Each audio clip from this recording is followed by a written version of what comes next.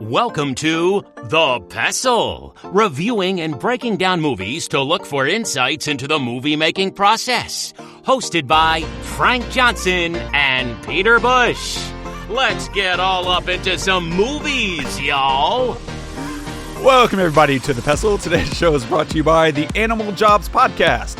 Join Howard and Hammy Faye Baker to learn about the hardest workers without opposable thumbs on the Animal Jobs Podcast. Welcome, everyone, to The Pestle. I am Wes. And I am Todd.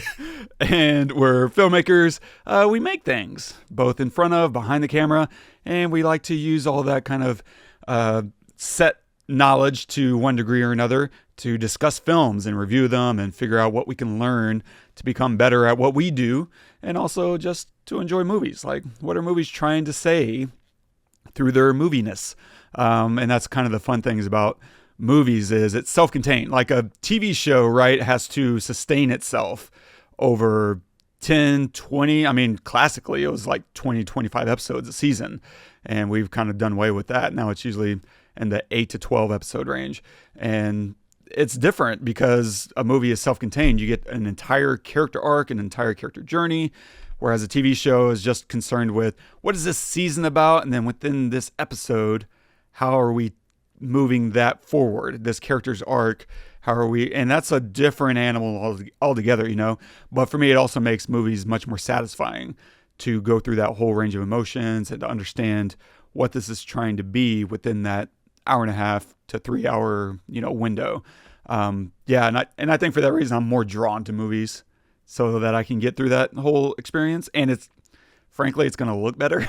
It's going to sound better because you get to spend 3, 6 months, 12 months, thinking about how is this going to look? How is this going to be pieced together? How's the music going to tell a story within this?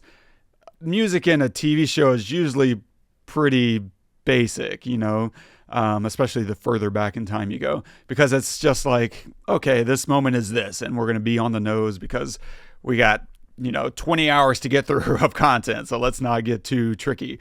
Whereas a movie, it's like, you know what? Let's spend a month thinking about this section of the movie and what instruments can we make.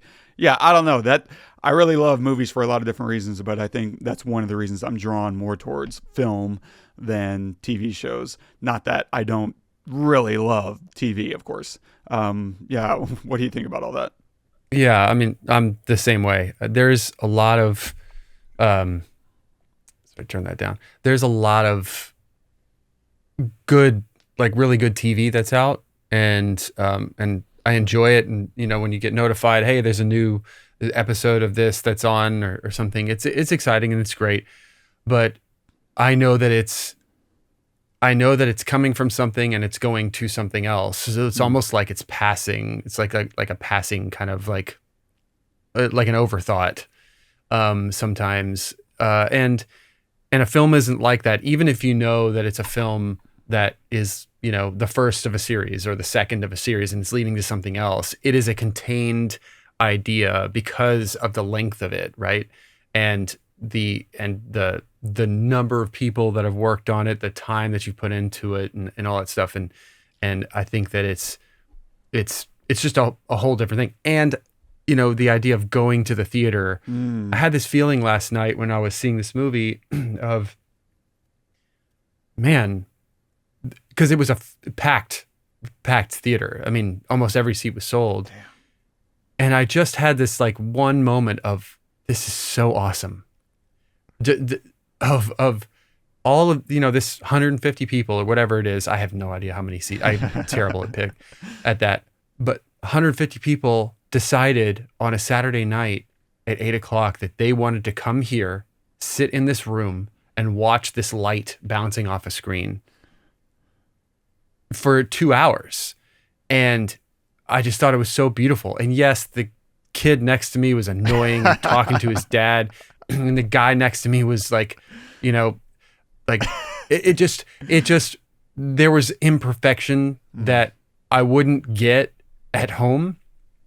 But there was also this like feeling of community of like-minded people that wanted to see this. They paid money. They took the time out of their night.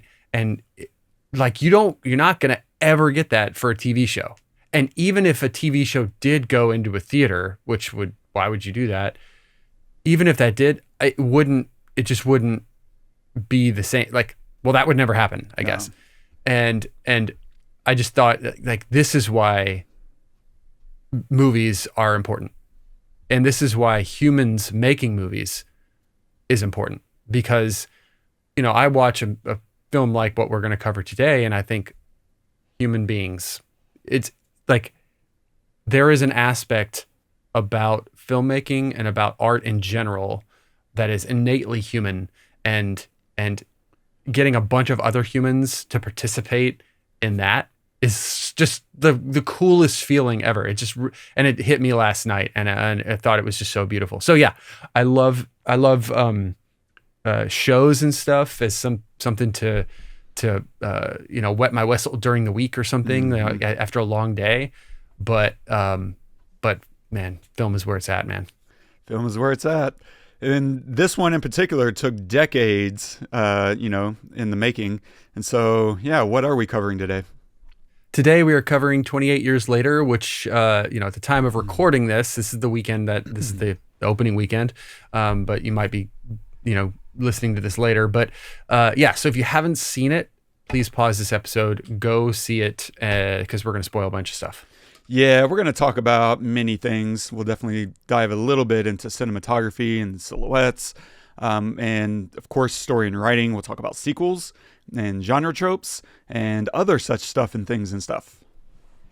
And a quick synopsis of the film. A group of survivors of the rage virus live on a small island. When one of the groups leaves the island on a mission into the mainland, he discovers secrets, wonders, and horrors that have mutated not only the infected, but other survivors. It's directed by Danny Boyle, written by Alex Garland, cinematography by Anthony Todd Mantle, featuring Alfie Williams as Spike, Aaron Taylor Johnson as Jamie, Jodie Comer as Isla, Ray Fiennes as Dr. Kelson, and Jack O'Connell as Jimmy. No clip. I couldn't find one. It was all like screaming and running, which doesn't do well on a podcast, of course. And so, dude, I know we're both huge fans of 28 Days Later and Danny Boyle and Alex Garland. And so, like, all of our favorite things are coalescing into one space. What did you think? I mean, I don't know what expectations you had coming in, if any, but this is a different kind of movie. So yeah, how'd it land? So yeah, I mean, I went into it. I tried to not watch too much, or there were a couple of reviews that would come up on my feed or something, and I avoided them. Yeah, I didn't want to know what anybody thought. And 28 Days Later is probably one of my favorite Contagion movies ever. It is by far like one of the best, I guess, end of the world, Contagion movies. Ever. Yeah. And it's so great because they made it on a shoestring budget, and the way they got some of those shots in London is just unbelievable. But so I didn't really know what to expect. And then 28 Weeks Later wasn't even made by, Garland and Boyle or anything. Yeah. Like it was, so it's this movie pretty much ignores it. In fact, I can't even remember everything that happens. Yeah, and we should probably say spoilers for 28 Days Later as well as 28 Weeks, just in case. I'll probably throw out some stuff for why not reasons, but yeah. Good call. So going into this movie, don't really know what to expect other than I know that they're on this island and they have like a connection to the mainland, and obviously somebody has to go to the mainland, so I assumed that, but I didn't know anything else about it. And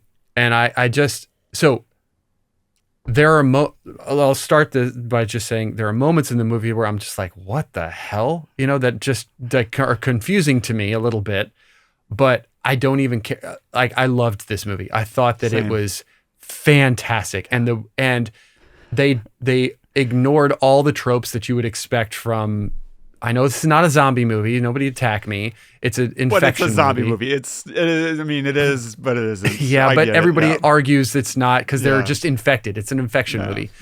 So, which is, I think it's like kind of important, right? Because if you're a zombie, you are not human. You're undead. Yeah, that's true. You are undead. If you are infected, there might be something left in there, and they call that out by the zombie. By the infected woman having a baby that's not infected. I thought that was unbelievable moment. At first, my first thought when that was happening was, oh my God, this is going to be so cheese and not work at all. You're towing the line when you do something like that. Yes. And yet, excuse me. And yet it's one of the most beautiful moments in the movie for me. And like where you see the humanity come back into this infected woman for just a moment, where she reaches out and grabs her hands and has the baby, right? All she wants is for this to be over and because she's in pain. Well, how could she be in pain if she's really a zombie? She's not. She's infected. Good point. And she has a child that's not infected. What? Okay. Anyway, this is not a story of the infected, right? And it is a story of choice and survival, and it's a human story of this father who's trying to be a good father, and he does a lot of good things, but he's also fallible. He cheats on his wife, who she's sick, and so he feels alone. I understood what his motivation was for why he cheated on her, but it's a terrible thing he did, obviously, but like he felt alone and he was just excited about his son, and all this stuff. He's trying to teach his son how to survive and be strong and do these really hard things. They spend a lot of time on that. I mean, half the movie is him with his son, and then the other half, he's not there. The other half is a journey. I mean, they packed so much into this movie. It feels like two separate movies. It's like, this father teaching the son how to survive, and then the son breaking away from his father to try to save his mother. Like two halves of the same movie. It's crazy. This is, and we already disclosed, this is the first of at least 3 that films that are going to happen in this series that are going to happen. So there's going to be another 2 that are coming at least. Yeah. I don't know if you knew that.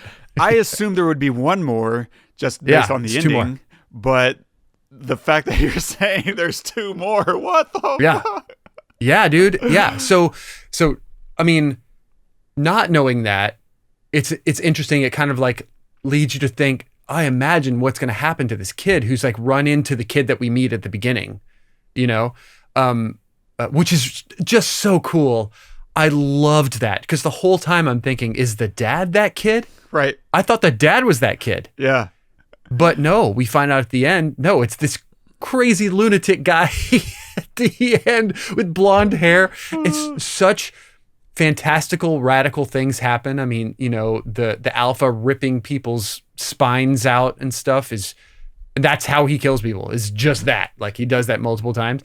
And then Ray Fiennes' character, the doctor, like shooting Spike to calm him down, and then leading the mother away, and then bringing the skull back. I was like, oh my God, it's like, because so much other fantastical stuff has kind of like happened that I forgave it a little bit. But the thing that like messed me up was like people in the audience were just kind of like, what the they were like not getting it. They were not getting it, right? And then, he climbs to the top to put his mother's skull there. And they're like just wigged out. Like, I can't believe that. But they're just like earlier in the movie where the what was the soldier's name? I forget his name. Eric. Eric, where Eric was talking about the online, and he was talking about all of these, and he had a phone and all this stuff. This kid has no idea about the rest of the world. He's never been off of that tiny little island or this patch of the mainland. So he knows none of that stuff. He knows none of death. Like his mother dying and then the skull coming back. That is okay. So now I should take the skull and put it on. Okay. He knows none of that. And then the doctor, that's just what he does, is he takes the skull of people. I mean, we saw him do it with Eric. He just like, okay, I'll take this, from the alpha. I'll take this. And then goes and like turns it into a skull that he puts into his pile. So everybody is doing what they're used to. You are encapsulated in this world. Yes. And the doctor does it. And Spike is just listening to the doctor. And he's, okay, well, if I'm going to put it somewhere, I'm going to put it at the top. And of course, this is my mother. This is my mother's skull. Like, I'm going to kiss it goodbye. Everybody in the audience was like wigged out by it. But they weren't transplanting themselves into what Spike was experiencing, what his world. His world is only that he's seen. That's it. So it is traumatic for him, but it's not weird. Yeah. It's just a thing that's happening. Just like alpha zombies are ripping people's heads off is just a thing that's happening. We're seeing it like, okay, that would never happen. He's seeing it like that's effing happening right now. So yeah, okay. And I knew my mother was going to pass. I just, and the doctor said soon. Anyway, that was the only moment where it was like kind of the movie was like telling you better come along with me because this is where we're going. And I went along with it, but not everybody in the theater did. So, but all that to say, they took an idea like Infected and they turned it into something human. And in a room full of other humans watching this was so beautiful. It was like everything that I wanted, that I didn't know that I wanted it to be, is how I felt when I left. I had no idea. And the fact that I know that there's going to be more made makes it even better because I trust it in the hands of these people, in the hands of Danny Boyle and Alex Garland, and especially now because they've taken the humanity away from us with 28 Days Later, right?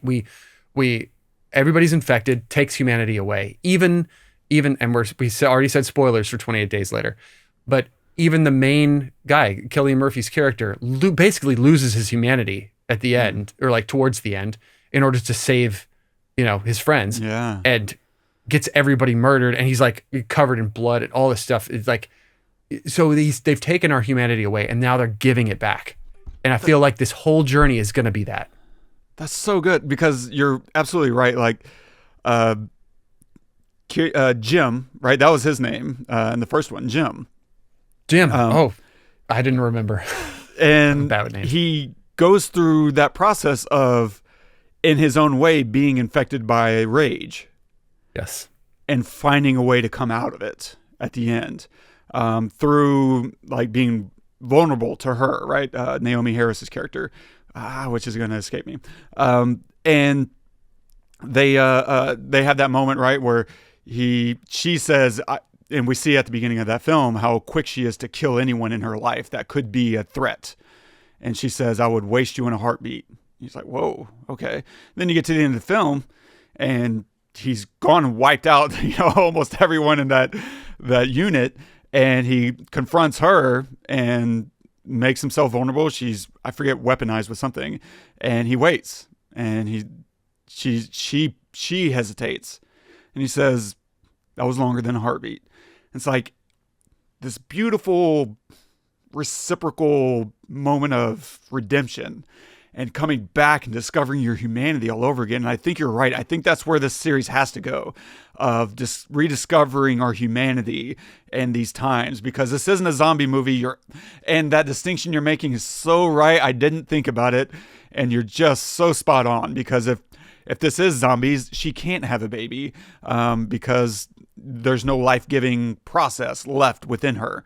And yet here she is. And it's such a pointed moment, because that soldier uses the Z word, right? He says, that's a zombie baby. What are you doing? You've lost your minds, which is a pretty rare thing. Like maybe Shaun of the Dead is the only other movie, because even I think World War Z doesn't actually use zombie, or maybe they do, but like it's such a rare thing to have a serious dramatic zombie movie use the Z word.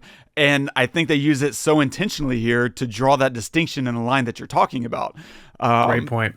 And it's there to reinforce, because immediately, right, alas, poor Eric, this little Hamlet, quote throwaway, is he's killed. He gets his, he's threatening what's left of humanity, and maybe symbolically that makes him unfit to continue in this universe.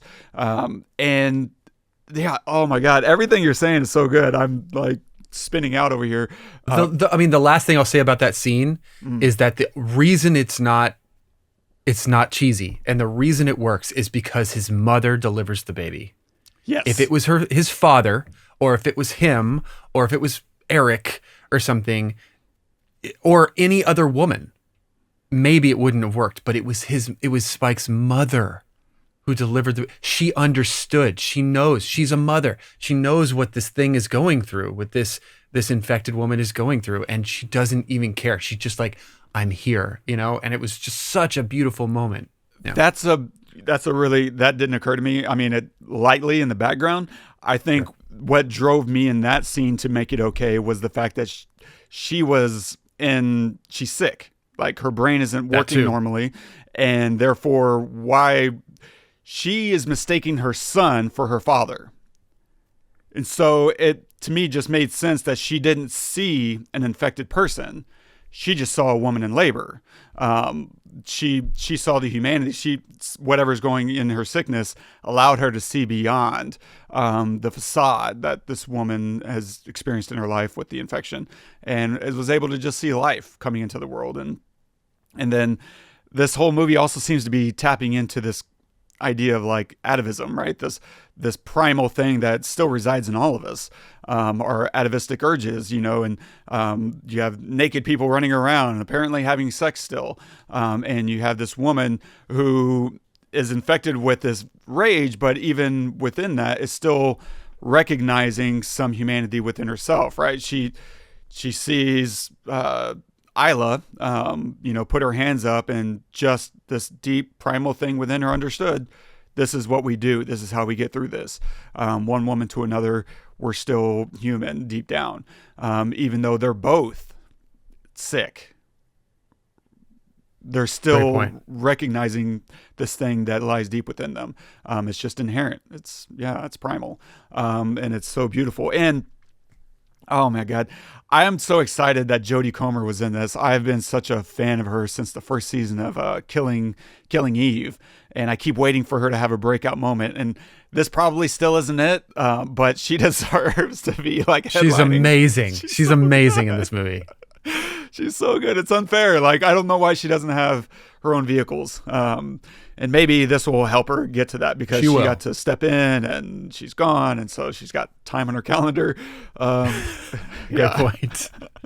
But same thing. Oh man, that was the closest I got to checking out, was whenever her skull is kissed. I was like, oh, but I didn't. I still stuck with it because it felt right in this universe. It just made sense in this universe, because it wasn't the world that we know. This was the world that this kid knows. Everything you said is so spot on.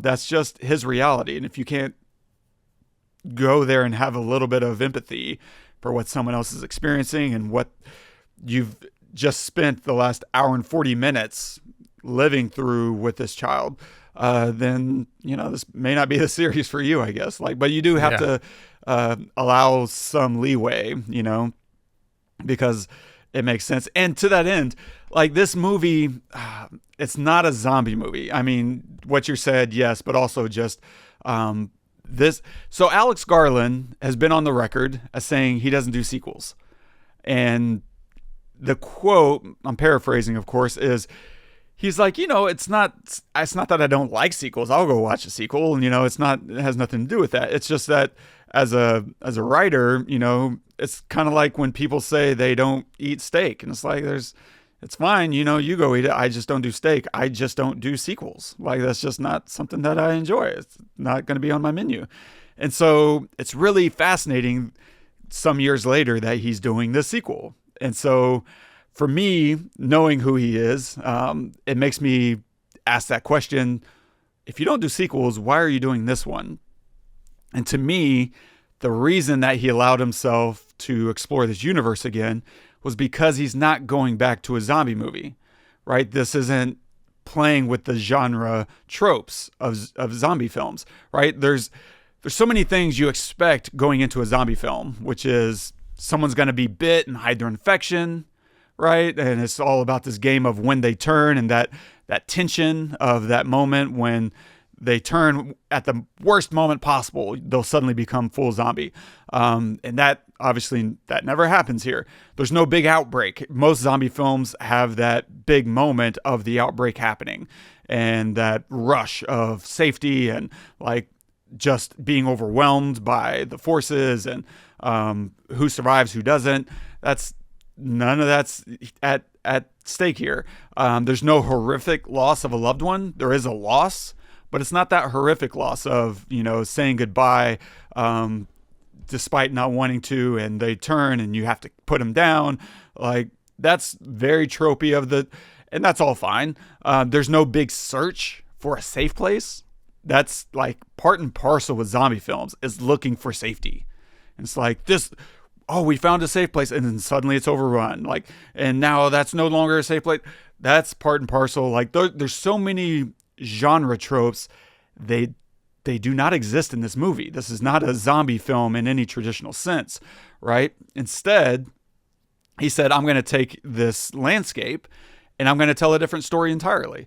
This is going to be a coming of age story. And even within that, it's a different coming of age story, right? Because you do have a boy becoming a man and he faces off with his father. Those are very normal kind of coming of age elements. But in here, it seems to be more about learning to live with death as a reality of living. Everything in here, that first trip out with his dad is all about learning to take life. And his dad tells him it'll get easier the more you do it. Dealing with death and taking life, it gets easier the more you do it. And then the kid has to strike out on his own to save his mom, only to realize he can't save his mom. And how is he going to live with that? And so he has to learn to process that, in a very short amount of time, because that's the way death works. You don't always get, 2 years to come to grips with it. Death just happens. I had, oh my gosh, talking about brain cancer, a month or two ago, freaking every year, someone in my life dies of cancer. And recently, my brother's mother-in-law found out she fell in a driveway, and my sister-in-law discovered her mom, passed out in the driveway. She gets her up. She forces her to go to the ER to discover she's got brain cancer. She's got like weeks, maybe a couple months left to live. And it's just so sudden. And how do you process? And it's chaos. You can't. You just do the best you can. And so watching this kid, he's got to figure it out. He's got to, and that's such a universal element. And I so love it because I'm so tired of cancer stories. I don't want to watch another fucking cancer story. Excuse my language. I'm good. Like, we get enough of it in real life. We know it's a reality. And I'm tired of people wrapping up dramas and cancer stories. And this felt so much more honest because it just ended up being that. It wasn't like going to force it down your throat and make you live for an hour and a half of someone dying of cancer. It's like, no, it's just suddenly there and then she's suddenly gone, which is what real life actually is, a lot of times, not always, of course. But it's so beautiful to watch him process this with someone who's sensitive to it. In his own... Yeah, that's a great point. Like, the whole time I was thinking, I don't know what this is. Is this Alzheimer's? Is she having is something dementia? Some kind of like dementia? Exactly. That's what I was thinking. So for it to end up being that was a surprise, right? And great point about Dr. Kelson being loving about that and taking care of her and taking care of him, of Spike, and delivering that news as like a real doctor would, like with compassion and empathy and taking care of them. Like, it's so tropey for the doctor to be this crazy wiggy guy, whom, his dad thought he was, and just to be a lunatic, but he wasn't, at all. And yeah. Anyway, and it's so nice, and he's blunt. He doesn't like hold it back. He tells them the truth. This is what's going to happen, and the kid is having a hard time, and he's like, and it's going to kill her. He's like, yes. End of sentence. This is going to happen. And it's tempting, I'm sure, for doctors to sugarcoat it and be like, probably, and like use very qualitative words. And he didn't. He was very matter of fact about it, which is also part of being sensitive to it. It's like, I'm not going to give this kid false hope when there is no hope to be had here. Now it's just a matter of how do we deal with this? And Isla decides we're going to deal with it head on. We're not going to let it tarry. In this universe, she can't just let it slowly take her because she's going to endanger her son. Exactly. She really needs to just, this is what it is. And I have someone here who can make it painless. And that's what I'm going to do. And, they do it off screen and he comes back, with her skull, and that becomes a whole other element. But I think it does go hand in hand with this idea of a coming of age, because I feel like she is very symbolic. Her name itself is symbol, right? Isla. Isla dies. And Isla is, I double checked. I was like, I'm pretty sure that's just a word for island. I know it is in like Spanish, but like, I don't know if this is necessarily, they're not pronouncing it, necessarily in Spanish. And so I double checked. I was like, and universally, this is a word for for island, right? And it turns out it's the Scottish name for island. And so not only is it, that, but it's location appropriate. And so it's the Scottish name for island. And so I think it's just symbolic of, for the kid, Spike, the island itself is now dead. And he has to grow up and figure out who he is, strike out on his own, make his own decisions about how to live his life, come up with his own code. Because maybe the cancer is symbolic of what's happening on the island as well. It's a community, but maybe there's something unhealthy going on within that community. Like if his dad is symptomatic of that community, it's not healthy. Like his dad, is doing his best, but maybe it's not what's healthiest for the inhabitants. And so maybe this kid has to strike out, get away from this cancer, and maybe bring something back to it that is missing, that will cure it and reconnect it with the rest of the world. Because right now it's just kind of this isolated. And if you think about it in those terms that Kelson was relaying the static, right? It spread from one to the other, and we don't know which, if it started in the brain and moved into the body, or in the body and moved to the brain. I don't know. But the brain in this case seems to be the island. The mainland seems to be the body. So there seems to be this combination of cancer, the island, him going into and, metastasizing himself. Right now, the island is under threat, of course, of being metastasized by the mainland, and they're doing everything they can to stay separate. That little spinal cord of the walkway, right, is constantly under threat, and they're doing their best. So there's a lot of interesting symbolism, I guess, is my point here. And it's fascinating where this goes next, because as a boy coming into manhood, under duress, but it is what it is. You can't go backwards. That's one thing about adulthood. Once that starts, there is no regression. You don't get to decide to unsee and unexperience the things that you've seen and experienced, which I think goes again with the things that Dr. Kelson was talking about. Whenever he introduces the skulls to Spike, he says the thoughts that each one of those minds thought, the sights that those eye sockets saw, the food and the words that they spoke under those jaws, whole universes existed within each one of them. And so it's so beautifully, and it's subtle. Like, I'm sure a lot of people are watching this and not piecing that together.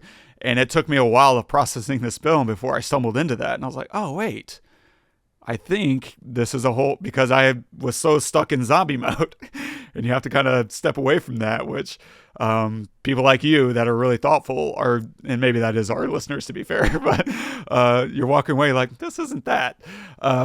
It's so beautiful. And I think it's more thoughtful than you probably appreciate whenever you put together all the pieces of the puzzle, and it's just staring you right back at you. I don't know. Well, and Dr. Kelson obviously has a respect for the infected. He doesn't even kill the alpha that eventually tries to kill him, almost kills him, right? Later on. He gives him a name, and he said, oh, he's been in the area 2 years or something. He he could have killed him right then, but he didn't.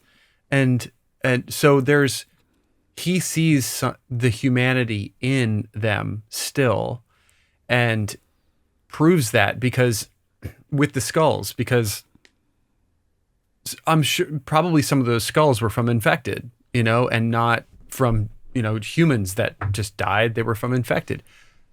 There were universes inside the infected is what he's saying too. So he sees humanity in the inhuman, and or the seemingly inhuman.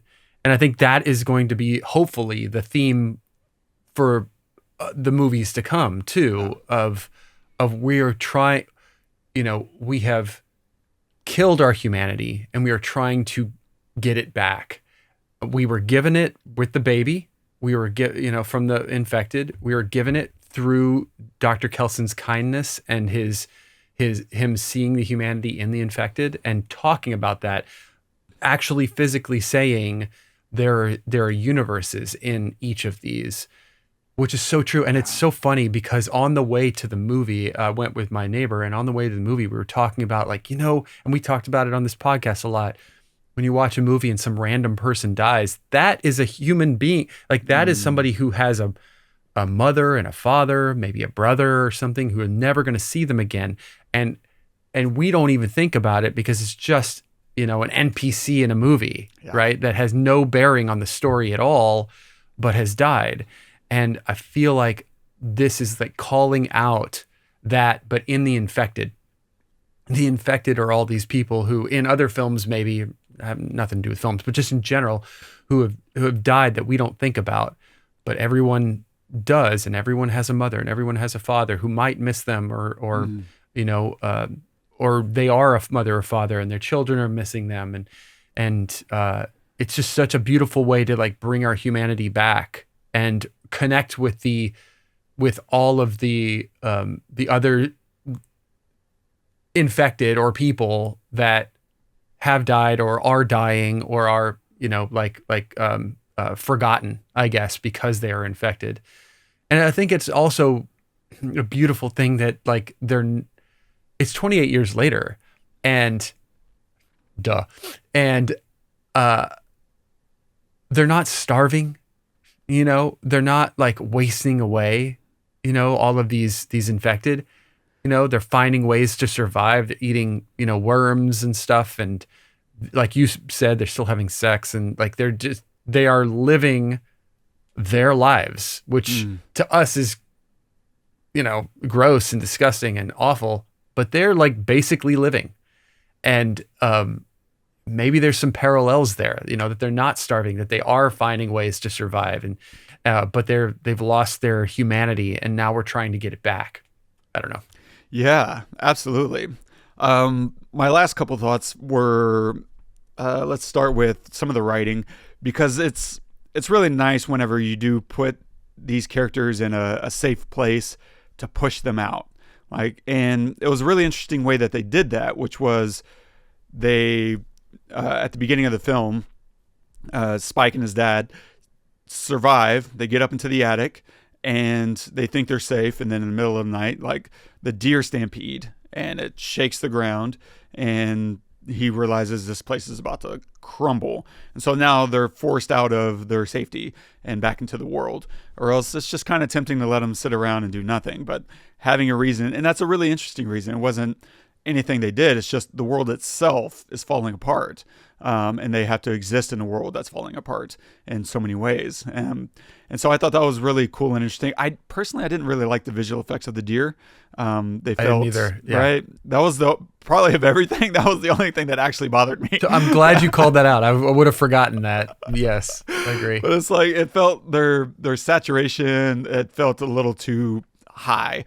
Like the Scottish Highlands makes sense to be this bright, lush territory, and it's beautiful. Anthony Dodd Mantle. such a king. He also shot Rush and a bunch of other movies. But if you're thinking about like visually striking films, like Rush is so good. And so they do a really good job of capturing everything except the deer. They just felt too apart of the land. They felt like a little too bright. The lighting maybe was a little too hot. I don't know. But the blending, and I don't know. That pulled me out. But I love whenever you can force your characters out, and also love that we see Spike struggle in the beginning and then rise to the occasion whenever he sets back out, because he has to make that decision. And that's such a nice contrast of he's unsure if he really wants to go in, but his dad is pushing him to go out into the mainland. And then when he gets back, now he has purpose. He has a reason. He's making a very strong decision to do something. It's not just, oh, I kind of need to, and it's like, nope, we are doing this. And if anything, he's forcing and pushing his mom towards this solution. And that's a really satisfying way to watch a character kind of move through the universes, to make a strong decision and cope with it and deal with it and get better and fail and see how that works out. Like the little gas station sequence was hella cool, which leads me to my Danny Boyle is back, baby. Like, I am so glad. His last several films have just been like, oh, that's okay. And some of them are not good. Like, I didn't like Trance. I enjoyed Yesterday, but I haven't revisited it. Like, that's not a film I just wanted to go back to. It's not one that I think Danny Boyle on. Right. Yeah. Honestly. It doesn't even occur to you, right? Like, that's a Danny Boyle film. It's like, But this felt like a Danny Boyle film. He's doing all these crazy Dutch angles, and he's finding these beautiful silhouettes. I love a good silhouette, and to me, that's another atavistic element of this movie. Is like we're hardwired for like patterns and contrast, and watching these infected on the hillside, the crest of the hill, right, with the tree, and you see these strong silhouettes creep over. And it's just gorgeous. And then that alpha just lingers until the sun is setting, and you see these beautiful orange hues backlighting them. God, that's beautiful. It's so striking. And to me, more than anything, like the visuals are certainly hardcore Danny Boyle, but it's the music. His choice of these beautiful songs that just evoke so much deep emotion that I don't know who that music is. It felt like I've heard it a million times, and yet I've never heard it before. It's so, God, it just moved me very deeply from the beginning when Jimmy is like looking for safety, and there's that sense of everything's going to be okay even as people are getting slaughtered. What a crazy, because it is. For Jimmy, everything is going to be okay. For everyone else, obviously not. But you get to the end, and the second time watching, I was like, are those his sisters? Did some of his sisters actually survive? Because they're all blonde. They're all these blonde people. And I don't know if this is their natural color, or if this is part of their crazy Teletubby world that they're living in. But something is wild on the horizon here. But it all felt very Danny Boyle, and I felt like I was in his movie. And I hope whatever happens with the rest of this series, that he gets to make whatever movies he's really wanting to make. I feel like he's probably got some in the pocket that he just hasn't gotten funding for, because the only poster in my house, the only movie poster I own is Sunshine. It hangs in my living room, and it's just my favorite. And so I want him to do more, whatever that is. More of that. More space stuff, please, Danny. More space stuff. I'm so glad you called out the music, because not only does it feel a little familiar, but it's also not real. It's like off. It's like, in a way, it's off when it's dissonant when it needs to be, but also it's like it's light when it can be, but not shouldn't be. Like it's kind of hard to say. So almost like they're playing songs in moments that feel heavy. But they're songs. It's not score at times, and it's a really interesting like Danny Boyle choice. I feel like where you're going to take a feeling that you expect the audience to feel, and you're going to make them feel something else with the music. And it's not every time. There are moments that I remember the score of like there were these aerial shots above the trees looking down, and there's this kind of droney kind of pulse moment. And I just wanted to call that out because that was like really inspiring to me in some like in scoring too. Because I want to score, I want to do more of that and stuff. And I've and just watching it and listening, it gave me ideas. It gave me thoughts of like, oh man, okay, what would I do in this moment? Oh, okay. Yeah, this is a really interesting choice because I love the drone aspect, but then there's also something moving on top. So there's a bed of something, but it was like really inspiring because it was simple. There are musical parts, like I mentioned, where there's music, like songs almost, but then the score aspect of it was really simple. And then there was silence a lot of times, like the scene where the mother is gonna die, like where they find out she has cancer. There's no music at all in that, at least not that I remember. And so they pick a lot of times to not have any soundtrack at all. And it's so sparing and perfectly placed. And I think that the more that I watch this movie, the more I'm probably going to love that and the more inspiring it's going to be. I get really inspired by simple because when a film like, Pirates of the Caribbean, where you have like symphonies playing and stuff, that's not inspiring. It's beautiful and it's perfect and it's amazing that somebody could make that and write it, and it's perfect for the scene, but it's not inspiring because it's not something that I personally can do. I just can't do that, But something like this that's delicate and small and yet very impactful is something that I know that I could do. So it was like really inspiring to watch and makes me want to like make something else, Yeah. So yeah, I loved the choices. And it's so good, those spaces you're talking about where they choose to pull back or eliminate it altogether, because it creates room for you to feel whenever it comes back. And having those moments of breath, suddenly you feel the wealth of emotion that's kind of being built up in those moments of silence. And you're waiting for permission to feel what this kid's feeling. And it's like the music gives you that permission. And in those other moments, like I'm so fascinated with contradictory scores that have reason to do it. Like I think some filmmakers will probably do it for this because it's fun and interesting. And I guess maybe if you don't have anything fun and interesting in your story, that's a good reason to do it. But if you do have a good story going and to do that anyway, like in the opening, that's really fascinating to me on when it works and why. Because that opening is all about like the world falling apart. It's the outbreak as much as we have one. It's that moment, right? And it lasts for all of 5 minutes. And whenever you see it unfolding, it's horrific. Like we don't see those kids get slaughtered, but there's blood on the walls. And the sheer luck of him going to the door saved his life, right? Because he gets sandwiched between the wall and the door. The door opens, and that's why the zombies the infected that flood in don't see him. And he just sees what's happening and he walks out of the room. He's in a daze. Little Jimmy's in a daze. And this music starts queuing up. And then he's watching his mom slam the door, which is such a interesting moment because you wonder, is she killing him? Like she's slamming the door on his face, and it's a glass door, and telling him to run. And it's like, for a half a beat, it feels like she feels she doesn't have time to let him in. And then within moments, right, she gets eaten. And you're like, oh, she's trying to save her son. And it's a wonderful moment. And to me, it's an extra layer of Alex Garland respecting the second film. He didn't work on it.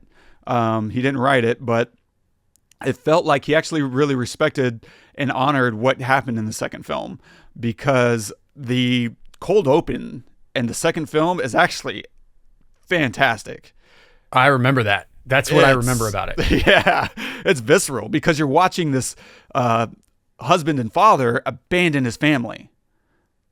And he escapes the house and he just leaves them to die. And the music in that sequence is unbelievable. The score there is just fantastic. It's one of the best scores.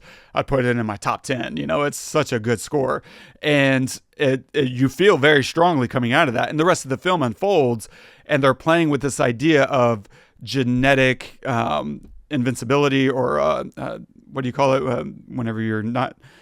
immunity, this genetic immunity component. And it feels like he saw them doing that and he went with it. He's still playing in that territory of genetic immunity whenever you see the kid being born and uninfected. And it's like he's not going to pick up everything they put down, but he's also not going to throw away everything they did. And it's finding this kind of halfway point to honor the other people who worked on this series without having to be and feel beholden to it. And so I really respect that delicate line that he's threading there, because I've seen a lot of other sequels, Star Wars, where they just kind of throw away what the other people did. And it feels very... I am not abashed. I'm fine with calling that out.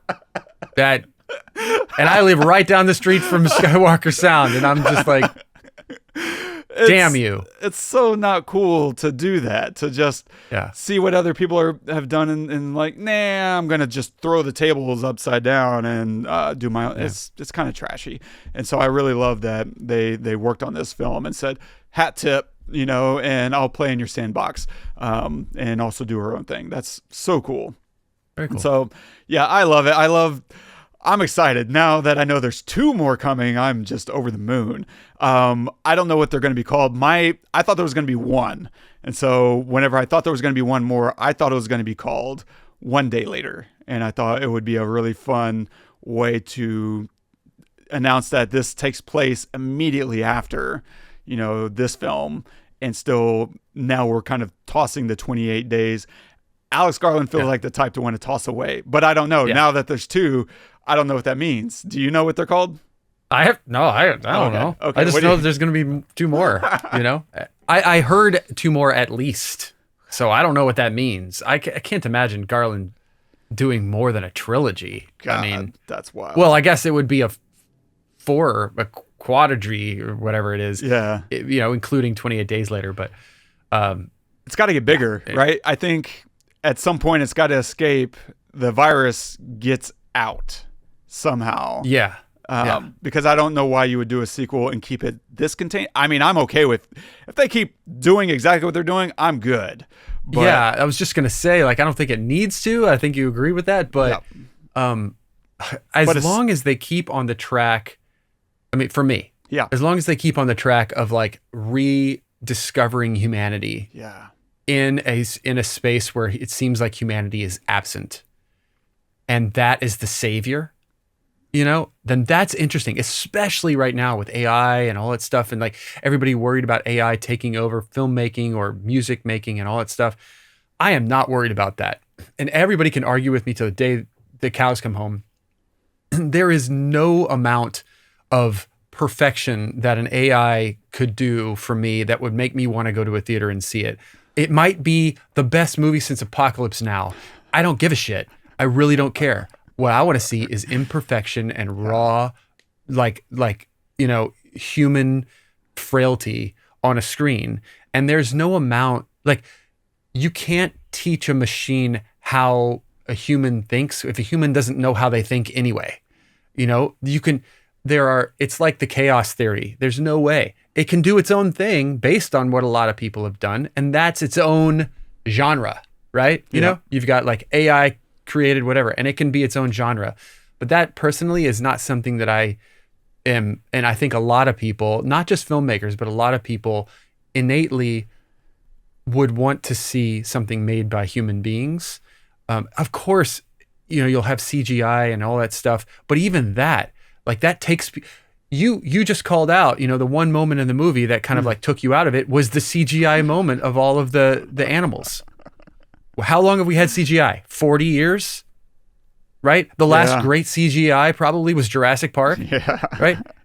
And since then, they've all sucked. And almost all CGI is it takes you out of it, right? So I guess my point is that, the next few, as long as the core is rediscovering humanity and instituting humanity into life, that I'm all for that. Sign me up, take my money, because this was beautiful. And Danny Boyle and Alex Garland together are just, Alex Garland is already a great writer and we've seen it in all of his other stuff. He did Civil War, right? That was him. Alex Garland. Yeah, okay. Civil War, The Beach. The Beach. That's where he started, right? Yeah, When that's where he he started. wrote the book. Yep. And adapted his own book. Yep. Yeah. So like he is a prolific writer and he's a great filmmaker. Yeah. So to write this and then work with Danny Boyle to make it, that is such a great, that is also a dude saying, you know what? I'm so close to this. I want someone else to work this with, because it's easy to be inside of it and think I see what it's supposed to be. But if I throw it at somebody else who's just as good, if not better than me at making movies, and we work together to make it into something, he's going to say, well, yeah, but I don't think he would do this. He would probably say that. And I'll say, you know what? I didn't think of that. And it's just such a beautiful symbiotic relationship, I feel like. And I hope that their experience in making this was great and that they're excited about the next few and that they can continue work. It's just so good. Absolutely. Hard agree on all of that. I think because I've read like interviews with Alex Garland about making Sunshine, and, he wrote it, and Danny Boyle directed it, and they had slightly different visions about what that movie was about. And it's so cool. As much as I am like a writer's advocate, Danny Boyle is the reason I'm a director. It's like, I loved that one person could work in so many different genres. And have an ability to tap into emotions in ways that other directors don't. He has his finger on the pulse of humanity, and his ability to kind of see through genre in order to find people is just so inspiring. And so him working with Alex Garland, who is so idea heavy, it's really nice for him to have someone that'll step in and say, this is dope. What if we did a little more of this, spend a little bit, 2 more pages here, and flesh this moment out a little bit. Let's really spend time with Spike and his mom. Like, let's give them a silly moment for him to reflect on and to own. Why not? That feels like a Danny Boyle moment to me. And I love that he's able to just see through all that on the page.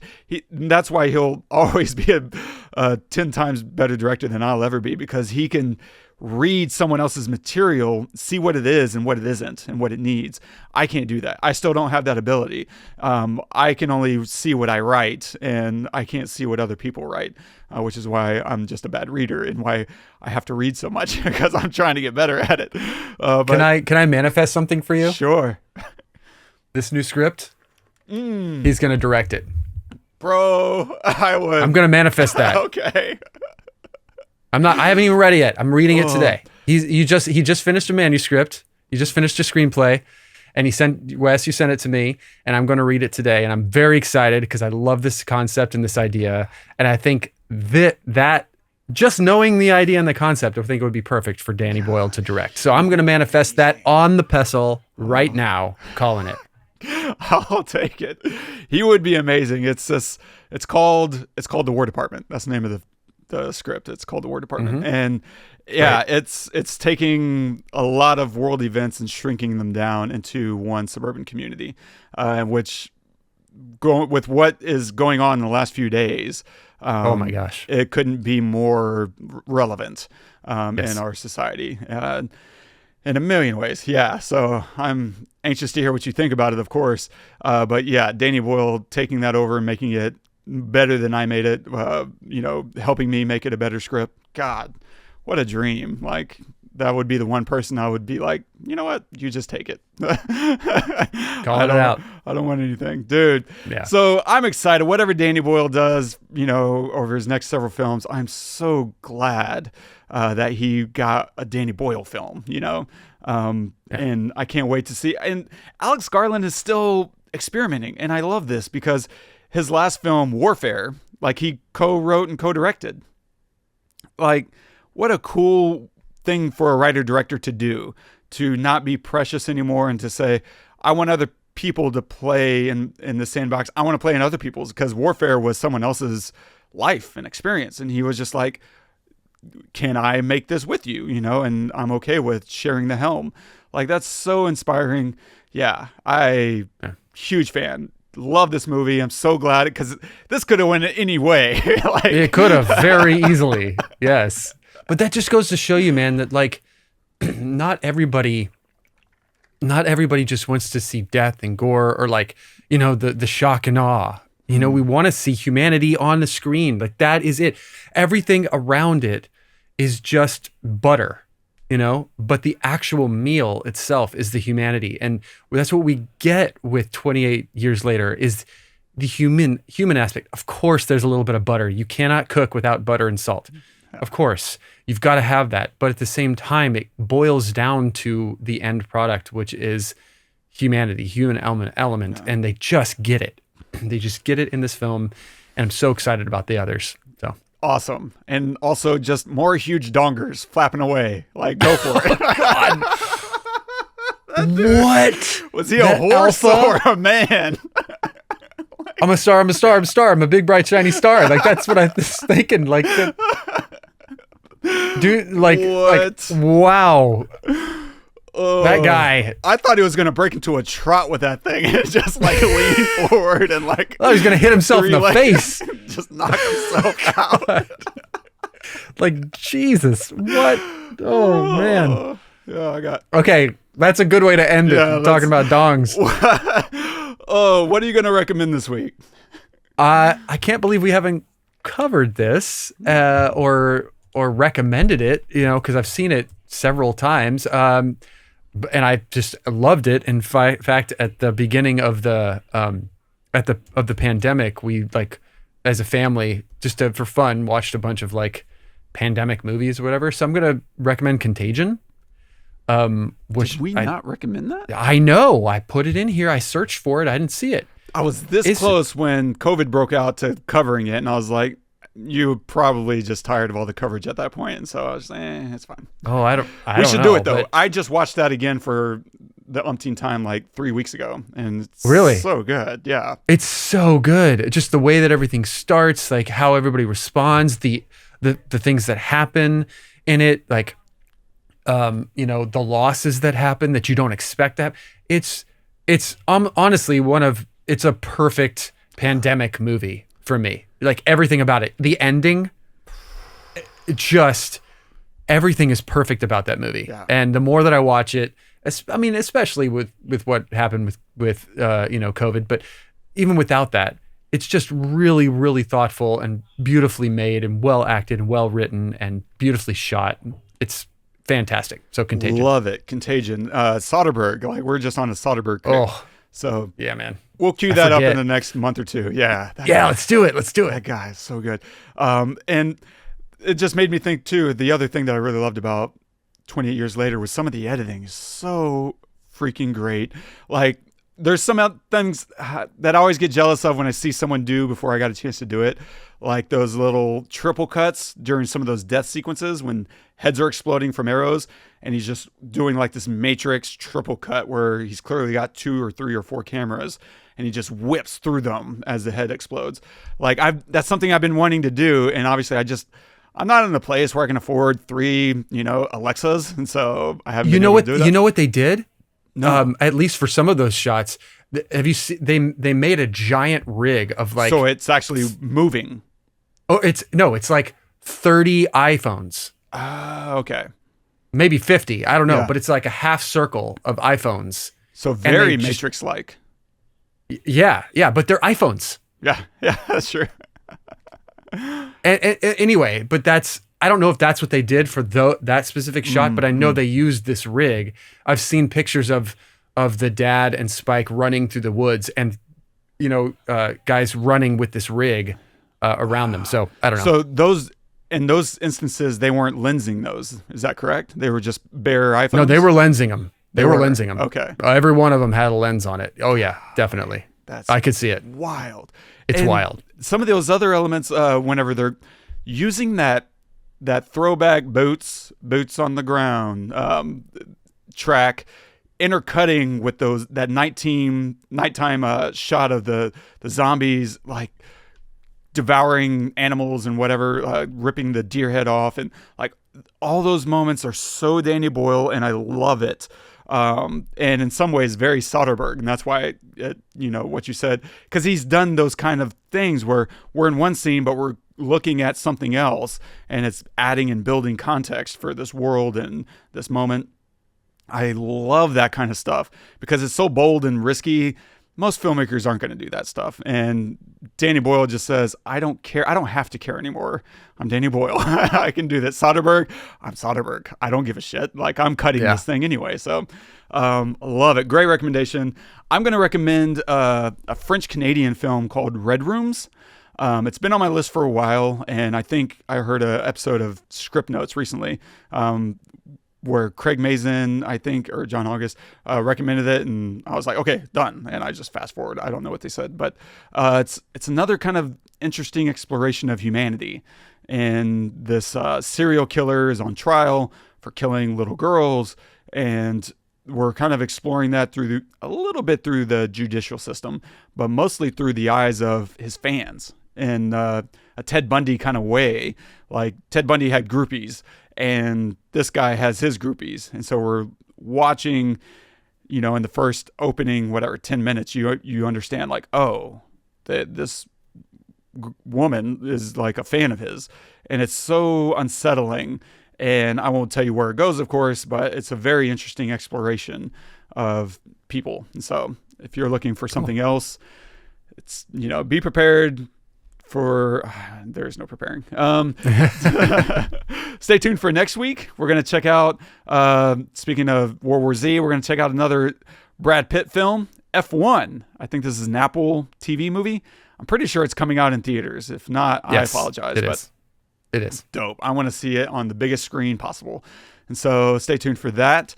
And if you're enjoying the show, don't forget, subscribe, drop us a review. If you want to leave a note on this episode, you can do that at thepestlepodcast.com/28 years later. And our quote of the day is from Terry Pratchett. The reason that clichés become clichés is that they're hammers and screwdrivers in the toolbox of communication. That makes sense. People just get them. They get them. And depending on what you hit play on, you bring expectations with you. And that's why I love 28 Years Later so much, is they said, we did all these cliches and tropes in our first film. We played in that toolbox already, and we've maximized it. We don't want to use those tools anymore. In this universe, what other genres, subgenres can we play with? Let's go with that. Don't be afraid, if you're making a ghost movie, to study ghost movies and say, what are the experiences that people expect to have when they walk in? Like, what can I use from that, and what can I subvert? But if you're not aware of those expectations, you might be doing yourself a disservice. And so tropes, cliches, they're not necessarily bad. It's all in how you use them. If you're not doing anything interesting or new with them, if you don't have anything interesting to say with them, then yeah, you're just kind of being lazy. And that's where cliche is really a bad thing. But they're just tools. At the end of the day, these are your toolbox. Don't be afraid to use them. Just make them your own, as we always say on the show. Yeah. Nice. That's a good one. Well, this is great. I'm really glad that we agreed on this film, because it could have gone either way, honestly. But thank you guys so much for joining us. Hopefully you enjoyed the episode. Make sure to subscribe wherever you get your podcasts. Review us. It all helps a lot. And if there's a film you'd like to see us talk about or pick apart, let us know. Maybe one time we'll get to it. Who knows? Until next time, I'm Todd. I'm Wes. Go watch some movies.